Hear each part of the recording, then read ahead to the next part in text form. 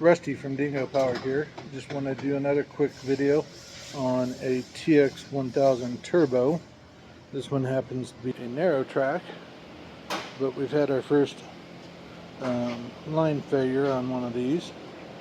It was the charge hose that runs back along and up to that location right there. It wasn't as bad as it looked.